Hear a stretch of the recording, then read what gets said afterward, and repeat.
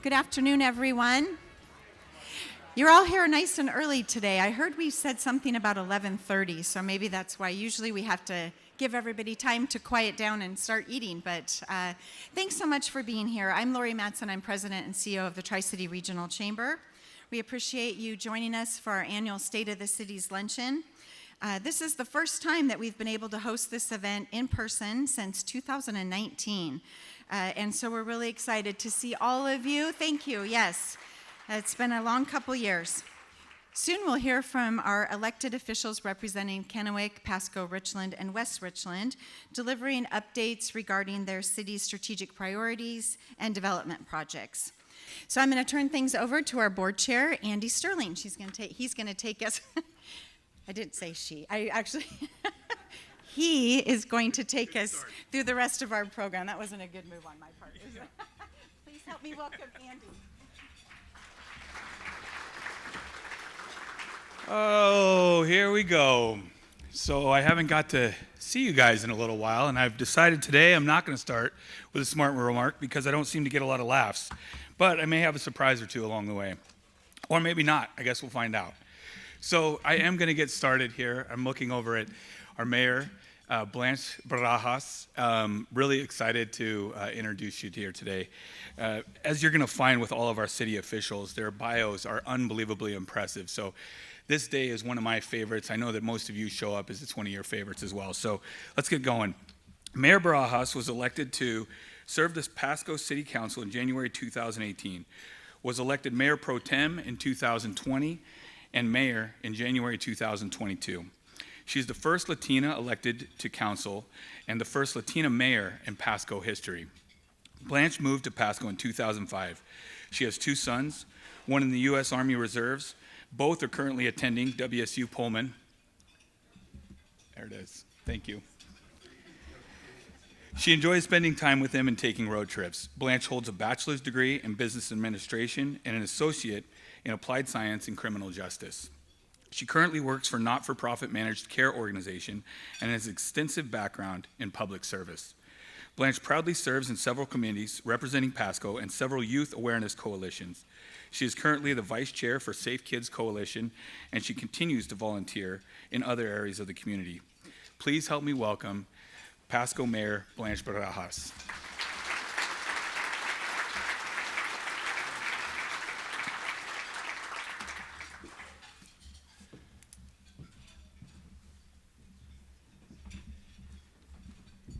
Hello, everyone. Are you enjoying your lunch so far?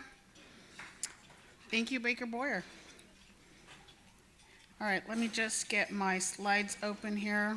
Thank you, Dave, again, for the many, many years dedicated to Pasco staff, and everyone. Kennewick, Richland, West Richland, thank you again for being here today. But again, thank you to Tri-City Regional Chamber of Commerce for the opportunity for a quick update on what we're doing in Pasco and our many developments. Quick snapshot of Pasco's growth with a population over 80,000 people. We are a large city. We are growing, but we have a very large fiscally responsible budget as well, as you can tell. With capital improvement plans to help map our future developments. We have over 400 staff employees dedicated to Pasco community's health, safety, quality of life, and also, just a plug, we are hiring. The graph here shows Pasco's growth. Comparing the bar graph to the purple line, it shows a steady rate growth since 1984. By 2038, we will reach 125,000 population. City Council, as well as staff, are dedicated to the strategic planning and follow through to accommodate this growth. That growth in population has also paid dividends in our assessed values since 2002. The assessed value of Pasco has grown an incredible 747%. This has resulted in the city's portion of property tax bill falling from $2.39 to now $1.32 per 1,000 people. Assessed value as of 2023. Pasco has seen a virtual explosion in economic development in the last few years. This growth is the result of the city's focus on long-term planning and development of infrastructure, with major agricultural processors coming into the area in key areas that are seeing either significant industrial, commercial, and residential projects in the next several months. The city is diligently working on accommodating this growth by coordinating our long-range planning documents covering transportation, sewer, water, parks, and public safety. The city has been actively looking at our zoning and building regulations to encourage responsible housing development across all categories, especially for first-time and low-income households, which have particularly felt the pinch in low-income stock and higher prices. The city has been recently recognized by the state and national planning organizations for its efforts in urban planning. And from the picture here, you can see some of those corporations that are coming into our region, into our area. This assessed value increase will only grow by the announced developments coming to Pasco. Most notably, Amazon is constructing two $1 million square foot warehouses in East Pasco that will bring about 1,500 jobs to the community. Other major developments, such as Dairy Gold Processing Plant in Port of Pasco property, bringing in another 500 jobs. The new research plant, Local Bounty, and a Montana corporation building greenhouses for local produce on A Street. And Tarragon building major warehouses next to Amazon will bring more opportunities for good paying jobs for the entire Tri-Cities. These projects represent a total of $2 billion in private development and 3,000 jobs to Pasco. My thanks to our partners, especially to the Port of Pasco. Where's Port of Pasco? Raise your hand. Thank you, Port of Pasco. Franklin PUD, Franklin County, for facilitating some of these projects. While industrial growth takes off, residential growth remains robust and steady. After a slight dip, single-family home starts have increased. The city's comprehensive plan effort has identified areas to the north of the city for growth while trying to take advantage of infill opportunities as they present themselves. As mentioned, the city has been coordinating our planning documents to anticipate the public needs for its growth. And I'm sure you have all seen some of that growth as you go through the underpass, which will now be an overpass. Especially special focus to our downtown Pasco. As of $2 billion of industrial development wasn't enough, I am pleased to note that the long-awaited Lewis Street Overpass project is well under construction in downtown Pasco. The overpass will replace an over 80-year-old underpass, which, again, is falling apart, it's obsolete. The overpass will better connect East Pasco to downtown for residents and businesses. This project is a result of many, many years from previous council and current council, staff, and the public. Special thanks again to our legislative and federal delegations who secured funding that makes landmark projects possible. Thank you again. And just a little snapshot of some of the work that we're doing in downtown Pasco. Now complete is the Peanuts Park Farmers Market redevelopment is helping transform this area. In the central core of downtown, new pavilions, as you can tell, the new Farmers Market Pavilion is up and running. New pavilions and better access have created space to the Tri-Cities can gather for events and shopping opportunities, Cinco de Mayo festivals, Fiery Foods festivals, recent performance of the Mid-Columbia Symphony with artists from Colima, Mexico, are the examples of family-friendly fun at the Peanuts Plaza space can offer for the entire Tri-Cities. The city will be redeveloping the north end of Peanuts Plaza in the coming months and commissioning a sculpture of Mr. Fukuda, Noboru Peanuts Fukuda, who we named a Peanuts Park after. Now on to the Broadmoor area. East and downtown Pasco are not the only areas for major announcements. The Broadmoor area will be seeing a wide array of development, including major retail, mixed use, and residential development. This growth in the area of Pasco will require the city to improve vehicle, pedestrian, and bicycle access. Public safety. The growth of Pasco and the rest of the Tri-Cities has experienced, not to mention COVID has placed challenges in our public safety personnel, but the City Council and staff are taking advantage of the opportunities to build our strong commitment to public safety. That includes building new fire stations. Part of meeting the opportunities of growth is making sure that first responders have tools and facilities to help keep our public safe. The city has made significant investments in new fire stations on Burden Court and off to soon Road 100 to reduce the response times, which helps keep response times and insurance rates low for homeowners and businesses. District model policing. Part of the plan is to move the police to a district policing model to improve response times and build trust between the community and police by helping keep officers more in the neighborhoods they serve. The Pasco Police Department is continuing its strong work to build on its community policing model through community events such as Coffee with a Cop, robust social media outreach. If you're not following Pasco Police Facebook page or Instagram, you're a little behind, so I invite you to check in with them. And their efforts to bring a satellite state police academy to Pasco to train new officers here in the Tri-Cities. Future opportunities. The future of Pasco is very bright.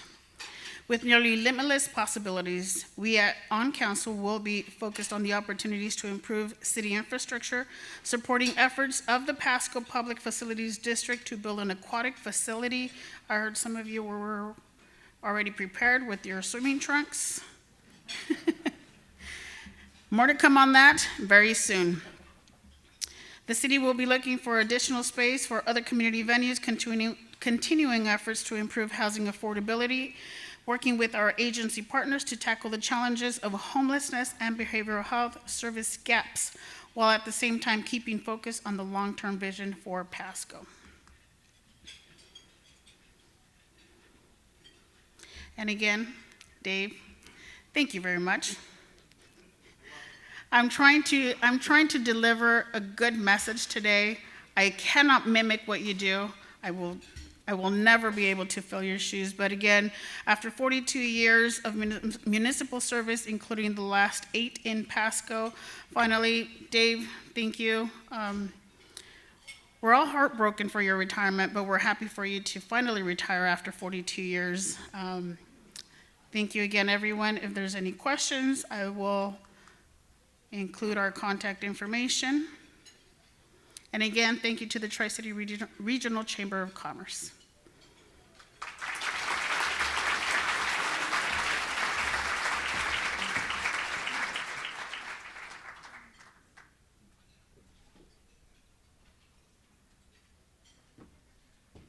Well, that is interesting that you brought up the swim shorts, because I was going to show up today just to show you how excited I was about the announcement of the Aquatic Center in my favorite swim trunks.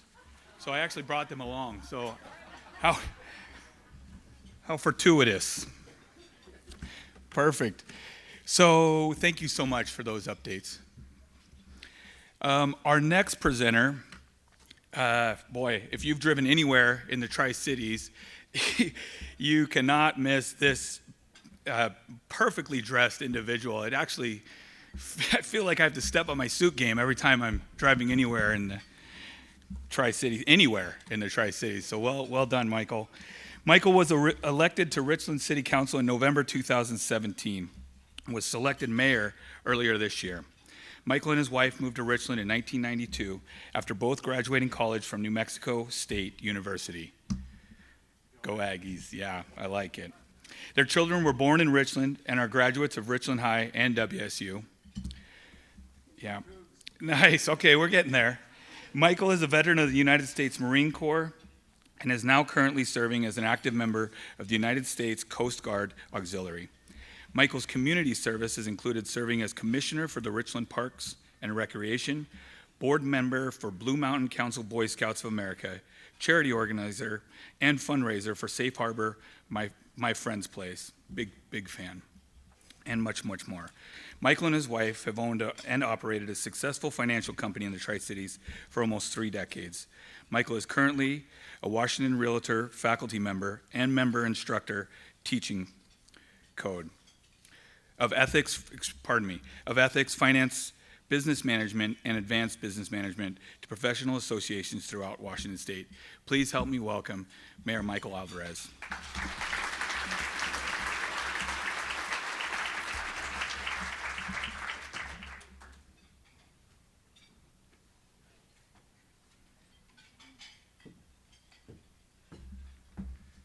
You made it sound really official. Holy guacamole.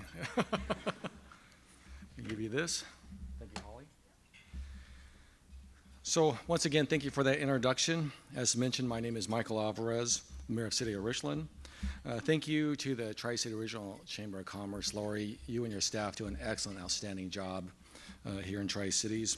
I want to also go ahead and say we're pleased to participate in with our neighboring cities.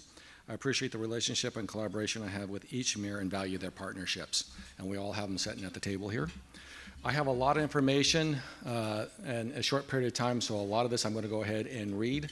But before I do that, I guess I need to go ahead and mention a few more people. First of all, we have an outstanding city manager. He has my back, I have his back. He is a great leader. He's intelligent. He has heart, and so John, I got to have you stand up, and everybody, would you give him a round of applause? Thank you very much. And also to the rest, we have 2 tables here of city staff from the city of Richland, and I also want to go ahead and lastly thank, we have 500 plus city employees for the city of Richland, and without them, we could not provide the services that our citizens would like and have, you know, whether it comes from public safety, roads, public works, all those type of items like that. So I definitely want to go ahead and give a shout out to our city employees because it's really important. They make everything happen for us. All right. I'm going to put on my reading glasses because this is a long ways down from where I'm reading. Okay, so a lot of exciting new things happening in Richland. As we recover from impacts of COVID-19, we see opportunities for continued growth and changes on how we do business and serve our citizens. In 2022, the City of Richland launched a strategic planning initiative that began with a national survey, which was administered by a national research center. This summer, Richland citizens were polled covering a wide range of demographics and geographic locations. The results were statistically valid, response benchmarked with similar communities throughout the country. Overall, the responses were very positive, with 85% saying Richland is an excellent or good place to live.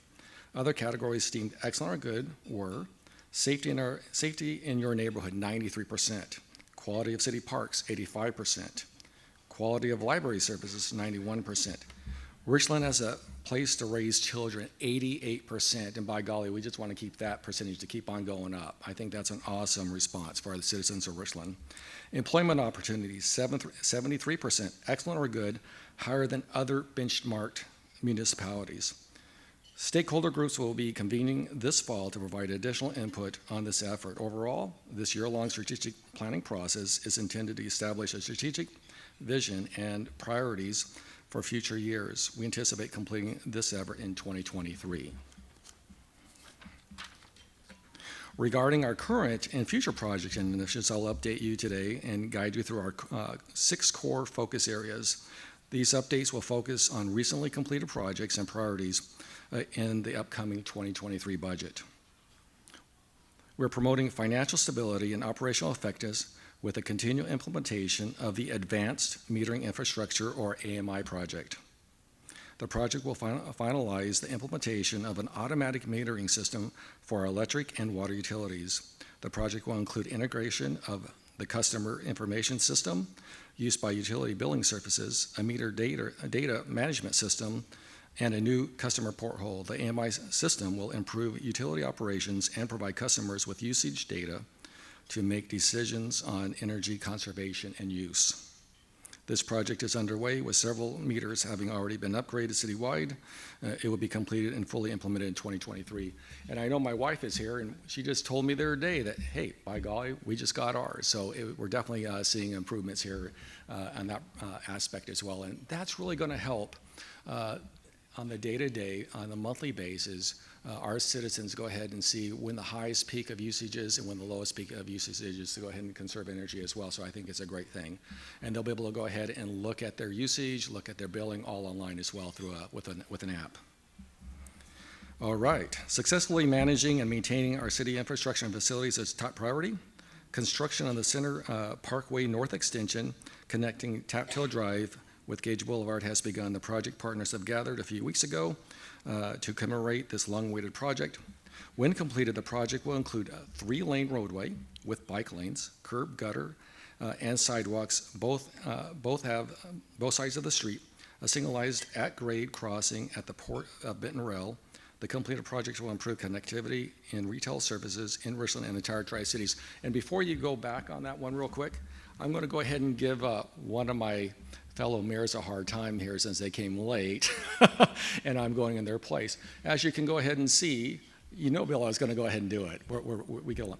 So you can see on that picture there, the groundbreaking there. I think this whole thing here, you know, if you know where the old mill by the mall was off of Gage, and it cuts across down to Taptail, would just make a great pathway for retail all along Taptail. It's going to be a really awesome thing.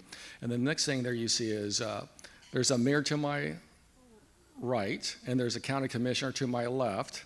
And they knew I had a meeting right after this groundbreaking, and I was the only one in a suit. And so you can see I threw my dirt straight forward, right? Well, you know what they did? They were conspiring because they know I had a meeting coming up next, and they opted to go ahead and say, hey, who's going to go ahead and throw dirt on his shoes before he takes off? Luckily, they did not, and I was able to move on. Sorry, Bill, I had to go ahead and tell them that story. All right, moving on.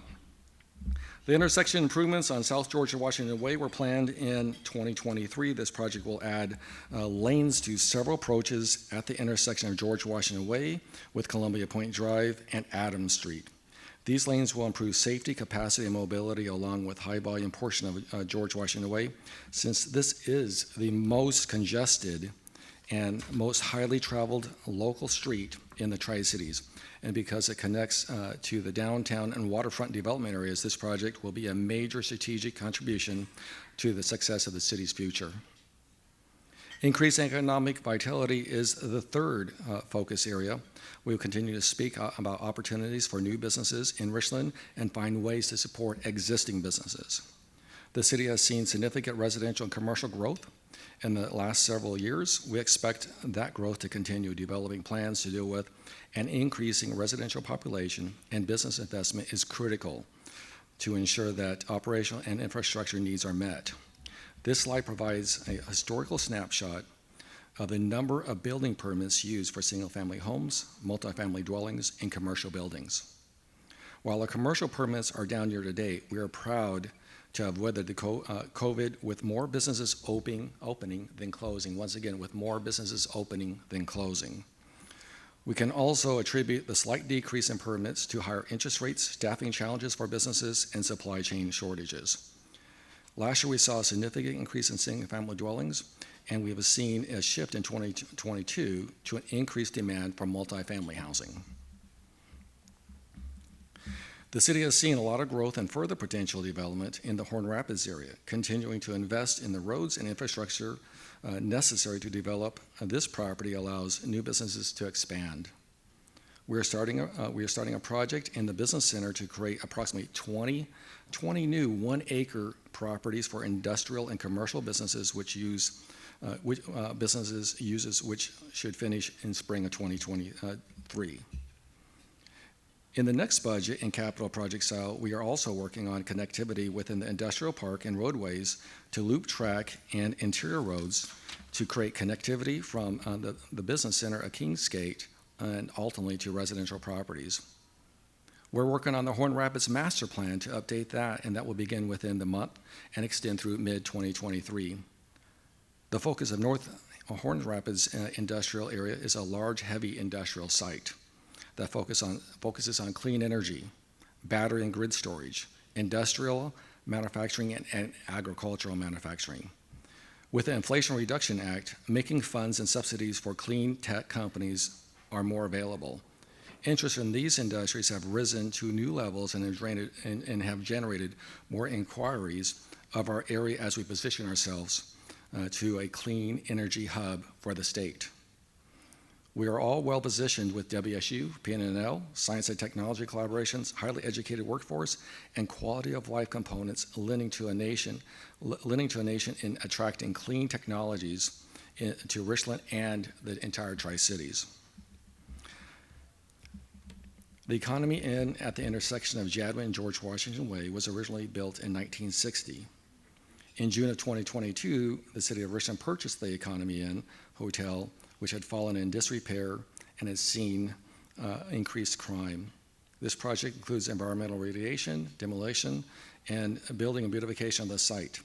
This site is the gateway of downtown Richland. The city plans to add green space to the site until further development has been determined. And I think that would be a great thing once we go ahead and are able to go ahead and demo that and put that down with some landscaping and stuff, and we decide what kind of economic development we're going to do with that. I think that'll be just a great entryway coming back into Richland. All right. Next is the city seeks to ensure an adequate funding to address off-site impacts of any state-sponsored project to improve the water quality in the mouth of the Yakima River. Bateman Island is located at the mouth of the Yakima River at its confluence with the Columbia River. The island is owned by the United States Army Corps of Engineers and is leased by the city of Richland for recreational purposes. A private environmental organization commissioned a study that identifies poor water quality conditions in the mouth of the Yakima River because of the causeway. The Washington State Department of Fish and Wildlife is now the project sponsor to evaluate the solutions to improve the water quality. A coalition of tribes, federal and state agencies, local property owners, and private stakeholders have been formed to work together to develop mutually beneficial solution. All right. Maximizing community amenities. The city recognizes our community's deep passion for our park network, and we will continue to invest in efficient maintenance and operation of these valuable amenities. We'll soon begin construction of the West Village Park, a 30-acre park in Badger Mountain South. A community outreach effort was formed in late of 2021 and early 2022, including a survey and public open houses to solicit feedback from neighbors and community members. The city anticipates soliciting bids for this project in the next few months. The initial phases will include grading, athletic fields, irrigation, grass and playgrounds, and a parking lot. This park is part of a development agreement for this expanding neighborhood. And I think you said earlier that I was a former Richland Parks and Recs Commission. I think this is a huge accomplishment for our area. Richland has a lot of different parks within the city, and this is just one example of what we're trying to do within the city of Richland for quality of life. It'll really serve that neighborhood as that community is definitely going to grow in the next few years. Howard Amen Park is one of the most popular amenities we have in amenities.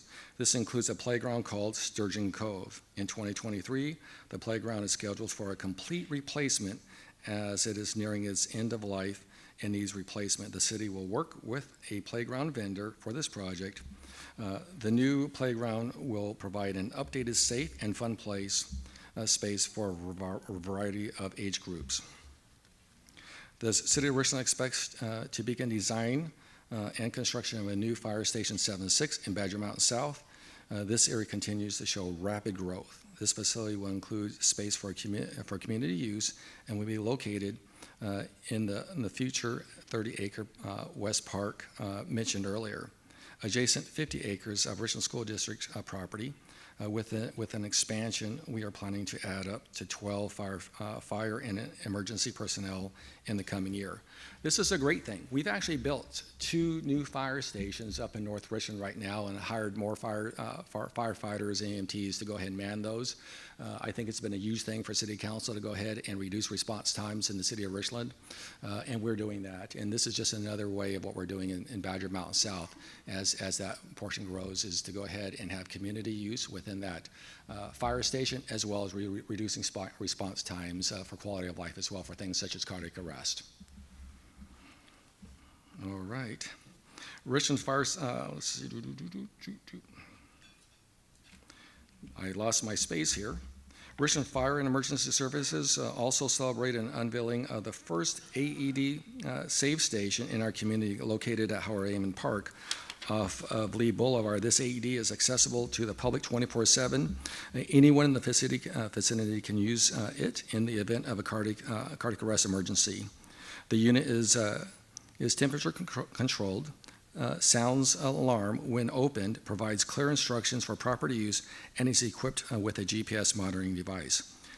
This effort is part of the Heart Safe Richland initiative, with a mission to educate all citizens on the use of hands-only CPR and EADs. I think this is a really important thing. You know, one thing my wife and myself, we've taken CPR classes, and hands-only CPR will save lives. But if you add AEDs in it, it goes tenfold on how many lives you can actually save. So I think this is a great thing. Last night, at our city council meeting, I went ahead and talked to our Chief Huntington, for the fire department. And so he has another one that they're going to put in place in the city. And I just think this is a great thing to put in strategic places within the entire Tri-Cities. And that could be a collaboration with all the mayors and city managers also within the Tri-Cities as well. It does save lives. So I'm very proud that we're actually getting that done. The Richland Police Department is making great strides thanks to the leadership of our new chief, Bridget Cleary. Due to the realized and anticipated growth of Richland and our region, we are including funding in the 2023 budget to add 5 additional officers in this coming year. A high priority for the chief has been to increase community outreach and consistent communication to maintain trust and rapport with our citizens. The department has also purchased a drone that will further assist in our commitment to our community and increase officer safety. This technology will assist with investigations, accident mapping, and search and rescue operations. This month, with the generous donations of local businesses, the department wrapped 3 squad cars to highlight breast cancer and domestic violence awareness in our community. Also, the Richland Police Department Foundation began selling pink patches in honor of Breast Cancer Awareness Month. This has proven to be a positive outreach effort and encourages relationship building with health care facilities, businesses, community partners, and community members. Of course, these are just a few highlights and a small number of projects and initiatives happening in the city of Richland. More information regarding all projects and priorities are available at the city's website. It has been a pleasure to serve the citizens of Richland as the mayor. As you can see, things are exciting things are happening here in store for our community and the entire region. I would like to thank you all for the opportunity to address you. Thank you very much for your time. Thank you.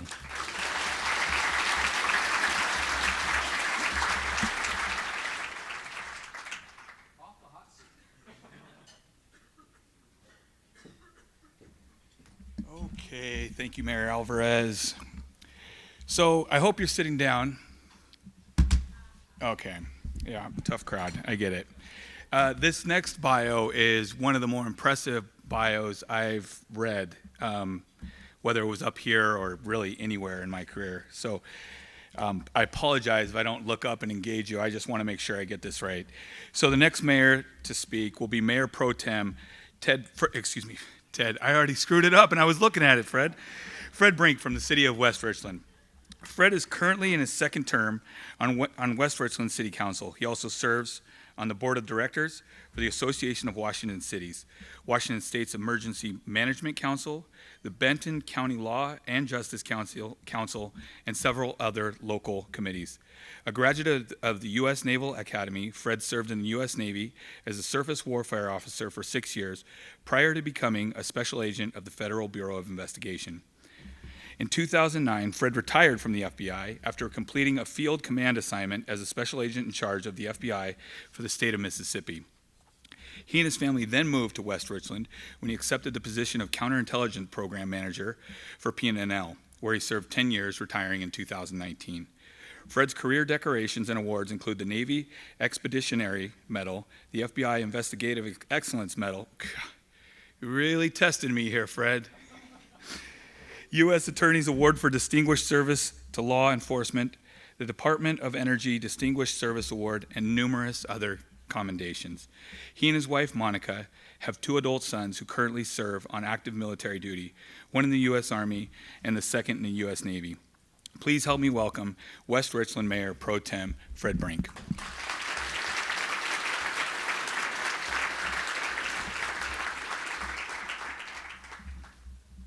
I have to manually advance the slides myself, so I'll see if I press the right button here.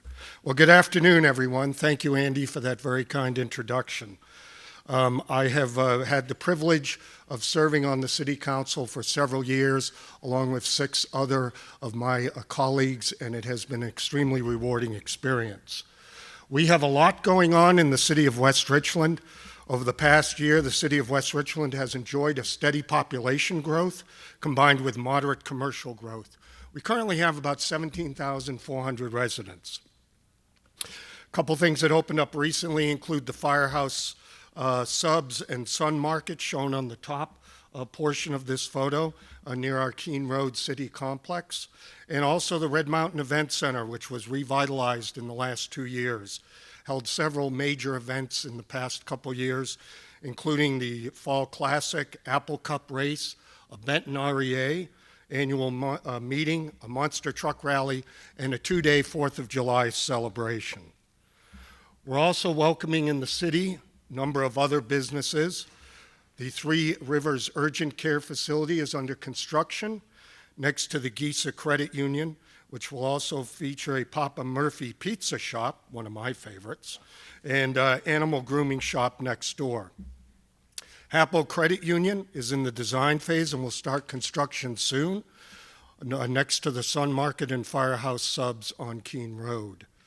Dutch Brothers closed on a property in our Belmont Business District, which is in front of our City Hall complex, and the city partnered with Benton REA to have them relocate their headquarters facility off of Keene Road and Cooperative Way, and they'll be neighbors to our new police station. Also in the design phase is a new retail and food shopping center next to the Chevron gas station up at Paradise and Bombing Range Road. Rumor has it they'll be bringing a coffee shop and a daycare salon spa. And permits for a daycare center are also being processed right now for the city.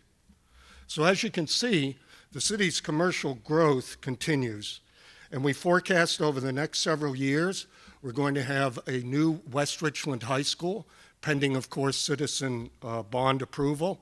We have 9 remaining lots in our Belmont Business District that are expected to sell pretty quickly as other purchased lots continue to develop. And then finally, our Paradise Van Giesen Business District is piquing the interest of many commercial developers as we have several hundred new apartments and single-family homes being developed in that area, which is near Rupert Road.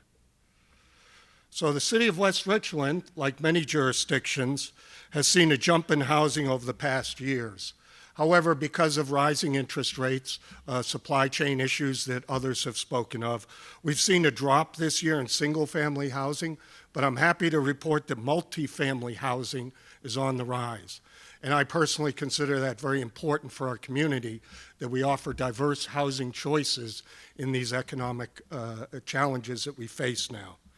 We expect significant growth over the next decade as developers will build 4,200 new residential units, and those are either in construction, site development, or planning stages now. And of course, a significant development area that I'm sure you have heard of is the Lewis and Clark sub-area plan that's in the process of master planning for 3,000 new homes and a commercial area which will rival the Queensgate Shopping Center in Richland. Of course, ours will be much better than Queensgate. So with brick and mortar construction going on, of course, there are other infrastructure needs. And Cooperative Way is a new area that's being developed to accommodate Benton REA, Benton Rural Electric Association. That's a $1.1 million project. We received funding from the Washington State Community Economic Revitalization Board, Benton County, and also Benton REA. We expect this construction to be done next month, excuse me. I better get out there if it's going to be next week. Belmont Business District in Keene Road. We're doing a lot of water and sewer and frontage improvements, another $1.1 million project. City funded from the sale of excess property, and the project is nearing completion. Of course, we have a lot of well replacement concerns. Well 2, which is located in Flat Top Park, is older than myself. It was originally constructed in 1955. It's been out of service for about 3 years. This replacement is going to cost about $6 million. Pilot has been drilled and the well's moving toward production. It's funded through the Public Works Trust Fund and a congressional designation spending from Senator Murray. More well issues. Well 3, which is located near Tapteel Elementary, constructed in 1981, and it's been out of service for about 12 years. A $3.3 million project that will start next year and be completed in 2024. This one's being funded through ARPA funds. And then we have the Well 10, which is right in my neighborhood. I live very, very close to it. We're going to convert this well into an aquifer storage and recovery project at a cost of about $4.5 million. I think Mayor Brent Gary spoke about this at a previous meeting as being an orca-saving project. But the reason being is because, for those who aren't familiar with aquifer storage and recovery, this process involves capturing water when it's abundant, such as during rainy seasons or during snow melts, pumping it into the aquifer where it's stored, and then recovering the water when it's needed, generally during the summer months. This project's in the testing phases, and we will have to identify more funds to accommodate this project. Next one is a major intersection at Bombing Range and Keene Road. Many of you may drive through that area if you live anywhere in South Richland or in the western part of my city. And this is rare. How often do we take a traffic circle that currently exists there and replace it with a signaled intersection? So we're going against the grain here, but there are reasons for this. Reasons. Building a double roundabout, which is standard here in the state for accommodating increased traffic, would have resulted in property condemnation for some of our neighbors that live right in that facility. I personally don't want to do that if it's avoidable. Plus, we have 15,000 to 18,000 vehicles that use that intersection every day. So we're very concerned about passenger or pedestrian safety, and a bike path cuts right through that area as well. So we're concerned about bicycle safety. So City Council decided putting a signalized intersection there is the best move for everyone concerned. So we're taking bids in December. Contract will be awarded in January. We'll probably have that project done by the end of next year. But I'm giving you a warning. If you drive through that area, traffic's going to be a mess. So keep that in mind. Moving beyond waters and roads, Keene Road Pathway, bike path is being constructed using a combination of Federal Transportation Alternatives Program funding, which helps provide funding for pedestrian and bicycle facilities. It's going to connect with the regional pathway that runs through our area, and it's a relatively small cost. It's $700,000, but I think big benefits for our citizens that choose alternative ways to get to work or just for recreational purposes. And of course, I talked earlier about the Red Mountain Event Center. We're going to do some water line improvements in that area, as well as sewer improvements for about $1.8 million. And this is a combination of rural county capital funds and city funds, so I have Benton County to thank for their partnership in this effort as well. And then finally, I'll talk about the last project, but it's the biggest one that our city is taking on to date. It's going to be a $30 million project to transform a 3-mile stretch of Van Giesen, SR 224, heading west from the post office out toward the Red Mountain AVA. And this is to improve and expand SR 224 to help it accommodate residential and commercial growth. We've used a variety of federal, state, county, and city funding sources. Construction is planned for the fall of 2024, and it should be completed a year later. So I'll conclude at this point by saying that I'm blessed as a member of City Council and on behalf of Mayor Gary to have an outstanding staff of more than 80 employees that handle the day-to-day work that this city has to do. We have a new police station in the last couple years. It's the pride of the Pacific Northwest. If any of you haven't seen it, I invite you to come out and see it. It's been the subject of many tours from many jurisdictions, and it has served as a model for the construction of other police stations in our state. Richland School District opened a new Desert Sky Elementary, and Benton County Fire District 4 set up a new fire station right next to our police station in anticipation of all the growth that's going to take place to the west of the city. The fire district also was able to get an EMS levy lift passed this year to help maintain the high level of emergency medical response that our citizens rely upon. And I was privileged just to host Miss Deanna Dawson, who is the CEO of the Association of Washington Cities, which, as you know, advocates on behalf of all 281 cities and towns in our state, to give her a tour of our city, show her what we are doing out here. She was particularly impressed with the housing options that we're developing, all without state legislative directives. So I'm proud of that. So our state of our city, Chamber, I'm pleased to report, is outstanding. We're a vibrant and growing community with great neighborhoods which offer diverse housing choices, lots of parks and pathways, new schools, and a steadily expanding commercial base. Further, West Richland is consistently ranked as not only one of the safest cities to live in, but also one of the best cities to live in. Thank you.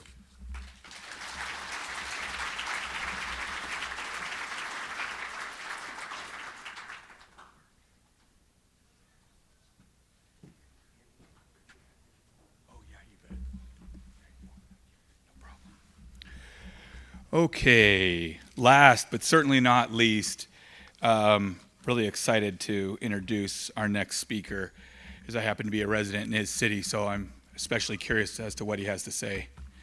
You know, in all seriousness, no, him and his family contribute so much to our communities. You heard about his son earlier. Bill has been an integral part of the Tri-Cities for a number of years. In fact, I know it's in your bio here, and I'll probably hit on it, but I believe you and your wife moved here around 30 years ago. Is that correct? Okay. Well, gotcha. So Bill was elected to City Council in 2018, elected as mayor in 2022. After moving to the Tri-Cities in '96, Bill worked at Iowa Beef Packers, then became a loan officer at Sterling Bank. He and his wife, Cindy, then purchased a 6-acre farm in Kennewick. Their family business, 27th Ave Self-Storage, opened in May 2005. McKay's background in farming, along with having been a loan officer and small business owner, gives him a unique experience in working with cities as a developer, lender, and property owner. Bill is the father of 4 successful adult children. Again, we got to hear about one earlier today. I'm the favorite. Yeah. Yeah, we should get into that. Bill has volunteered with many organizations since moving to the Tri-Cities, including the Tri-Cities YMCA Board, Tri-Cities Prep High School Board, and various positions in his church. Currently, he is a board member for the Washington Self-Storage Association. Please help me welcome Kennewick Mayor Bill McKay.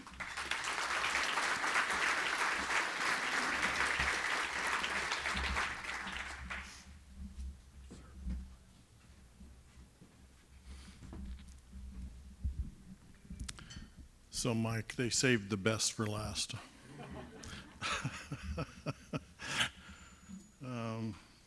Turnaround's fair play, right? Well, before I start as well, I would like to thank our staff at the city for the work they do and the amount of things going on, and that they keep it above board and keep it all going. It's you know, from this perspective, you get to see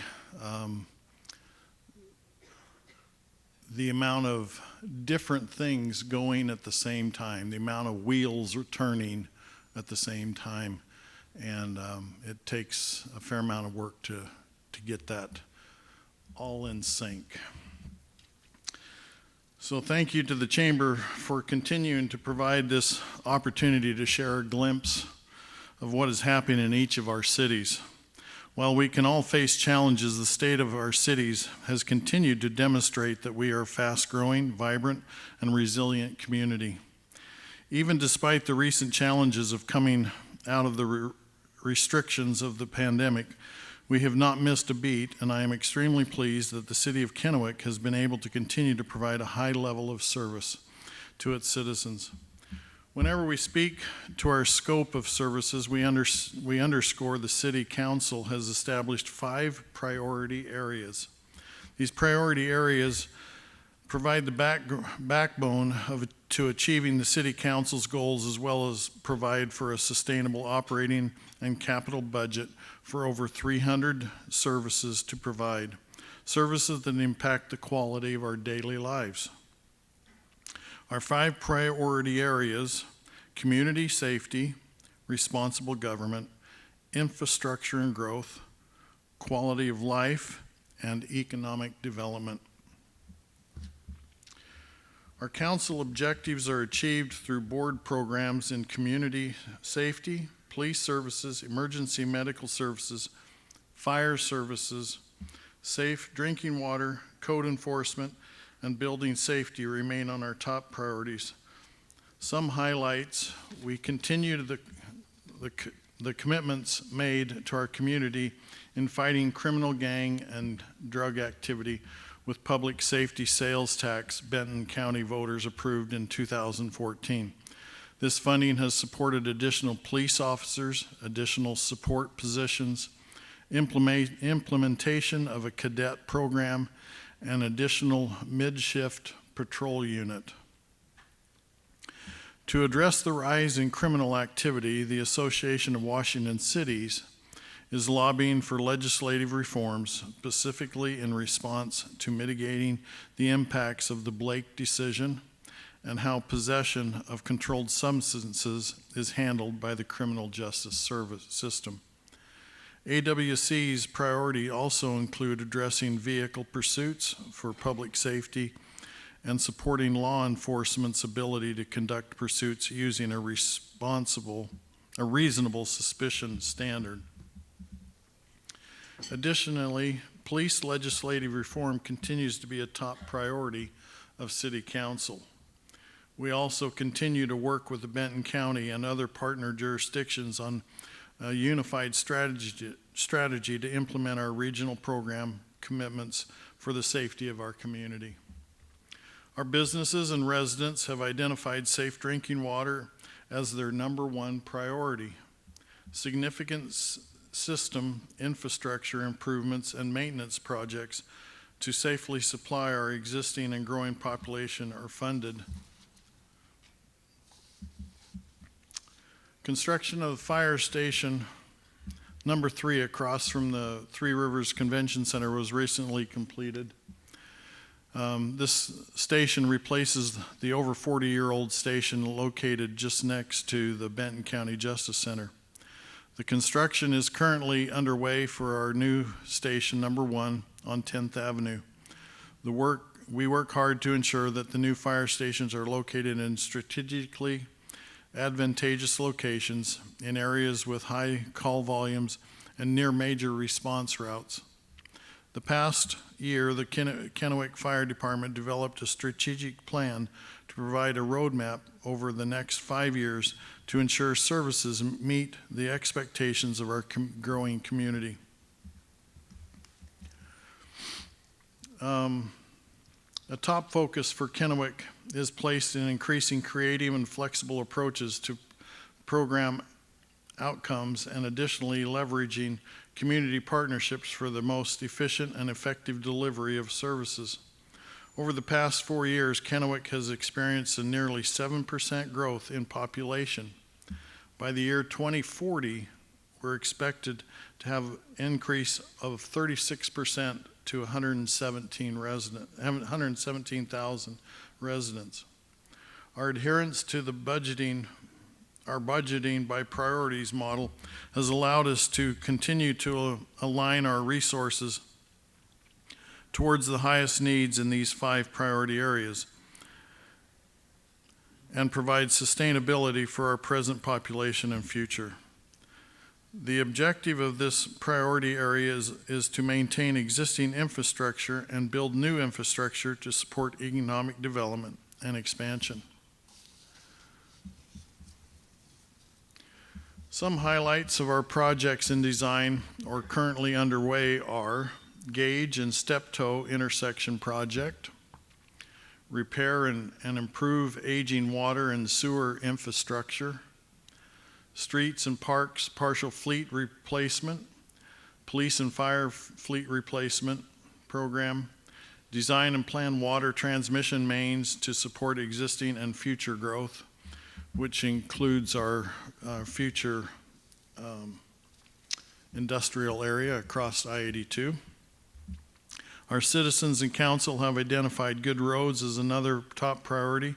This biennium, we invested an additional $1 million in pavement preservation projects on top of the $2 million annually allocated. Another major project currently underway is our advanced metering infrastructure, AMI project. Our home and business will be getting either a new water meter or new smart register.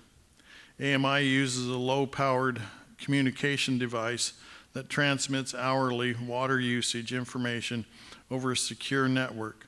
The new smart meters will help us to better manage our water resources more efficiently and provide customers a tool to monitor their consumption. I'm pleased to announce that one of our most significant infrastructure projects is coming to completion, the US 395 Ridgeline interchange, which started in the spring of last year and is currently scheduled to be completed at the end of November.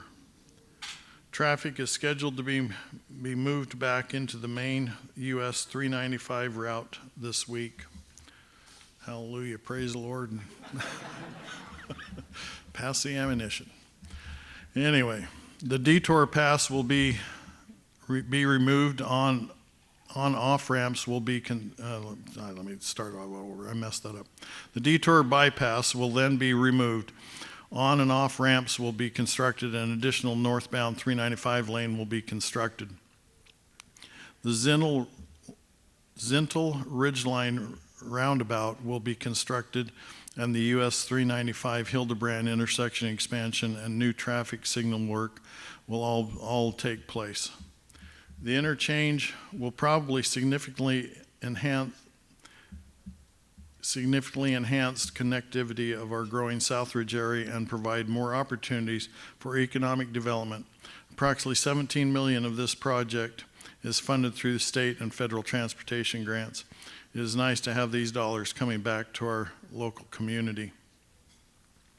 One other infrastructure project that's in the works is, of course, our infrastructure to the new industrial park area.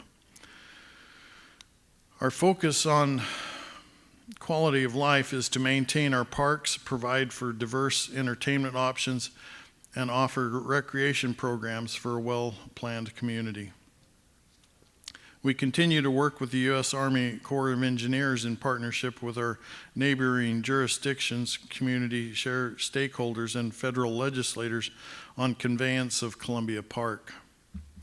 The city has a vision to be able to provide commercial activity to to support and complement the recreation focus of Columbia Park, such as restaurants, coffee shops, recreation equipment, rental shops, etc. We are also continuing to work with our community partners to identify and implement creative solutions to afford housing and homelessness concerns. Some of our partner agencies, including the Housing Authority, Benton County, and our existing social services agencies. Supporting the arts promotes a sense of community and creates a fun public venues. The historic downtown Kennewick and surrounding area received Creative District designation in the fall of 2021. We are one of the only 11 communities in Washington to receive this designation and the only location in southeastern Washington. This designation was received from the Washington State Arts Commission. 8 more utility box art wraps will be completed this year, and the Kennewick Arts Commission is working on other partnerships to expand this program. We have a very cool interactive art map on the city's webpage with 44 art items displayed. Each display has a picture of the art piece with a brief description of the art piece and the name of the artist. Council's overarching objectives in economic development are to support existing businesses and to create sustainable family wage jobs. It has been encouraging how the permitting activity has continued. It is a strong indicator of the confidence those investing in these development projects have in the strength of and resilience of our economy. Nothing can speak more of the progress than looking at the big picture. What you'll see in our development map is progress all across Kennewick, east to west and north to south. The community has made significant investments, and what is especially impressive is the investment coming from all sectors: new retail, new offices, new homes, new schools, new fire stations, expansions of our medical services, and one of the most important to our community, new places to eat. Still working on Chick-fil-A. This development and movement comes from our confidence and from our partnership in growing our community. I encourage you to visit the city's webpage and take a look at this interactive map to see the progress that is happening all around us. From our waterfront and the continued transformation of Columbia Gardens with new tasting rooms and completion of the food truck plaza, and with the infrastructure in place, including the city-supported effluent treatment system for production wineries, the port has moved into the sales phase of the 6-acre development of 5 parcels. 1 has already been sold. To capitalize our tourism, we cannot understate the importance of the connectivity, and we are experiencing that within the completion of the Washington State Improvement Project. Connecting the historic downtown core with the waterfront, the Columbia Drive streetscape improvements, and the Duffy's Pond portion of the bike path along the wine village, and update the wayfinding signage in the vicinity. There is a new vibrancy in our historic downtown and increased demand for space due to the historic buildings, walkability, and general vibe that provides a unique shopping experience, and downtown still features some of the most economical lease rates. At Vista Field, our award-winning partnership with the Port of Kennewick continues, and we are excited about the transformation that will occur at Vista Field. Together, we were able to leverage our individual resources and capitalize on creative financing solutions to implement unique development opportunities. The city also continues due diligence work on our public-private partnership for the expansion of the Tri-Cities Convention Center.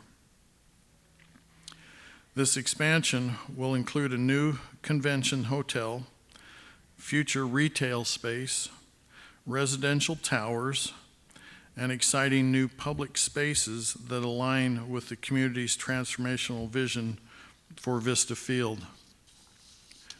Moving over to Southridge, the significant investment the city has put into infrastructure, most notably Bobblesome Parkway, has literally paved the way for the current explosion of residential development in Southridge and our future vision for continued housing and commercial development for the southern gateway of the Tri-Cities with its high traffic counts.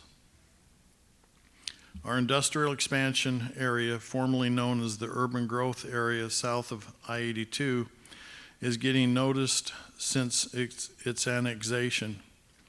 The city is actively working with the prior property owner and Tridec to recruit light industrial to this area and working on the extension of water and sewer utilities to this area. At the city, we have a service culture focused on increasing creative and flexible approaches to program outcomes. And leveraging community partnerships for the most efficient and effective delivery of services is also a top priority. Our success comes from our partnerships, shared strategies, and collaboration to improve a shared vision for our future. On behalf of the City Council and City staff, I thank you all for all that you do, and we look forward to continue working together with you and everyone. Thank you very much.